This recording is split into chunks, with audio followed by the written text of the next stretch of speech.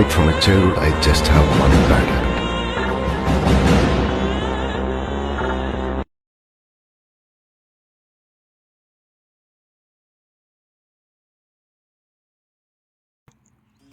క్షుద్ర పూజలు ఇలాంటివి జరగడం మన భారతదేశంలో కొత్తేం కాదు. ఈ క్షుద్ర పూజల ద్వారా నరబలులు ఇవ్వడం చాలా చూసాం. అలాగే చైనాలో జరిగిన ఒక నరబలి ఆధారంగా ఈ చిత్రం రూపొందింది.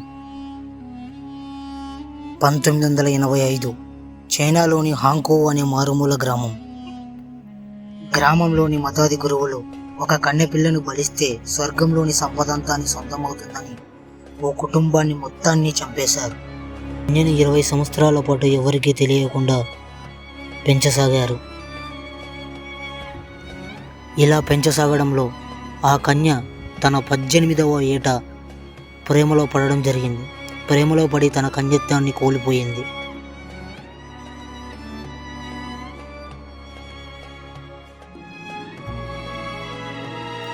అది తెలియని మతాది గురువులు తల్లిదండ్రులు బలికి సిద్ధం చేశారు.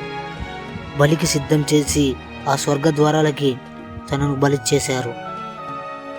అప్పుడు స్వర్గ ద్వారాలకి బదులుగా నరక ద్వారాలు తెరుచుకొని దేవతలకు బదులుగా రాక్షసులు బయటకు వచ్చి ఆ కుటుంబం మొత్తాన్ని సర్వనాశనం చేశాయి. ఇలాంటి మూఢనమ్మకాల వల్ల ఎందరో బలయ్యారు.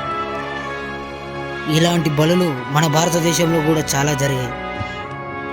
ఇలాగ జరిగిన నరబలుల ఆధారంగా రూపొందినదే మన ఈ కథ.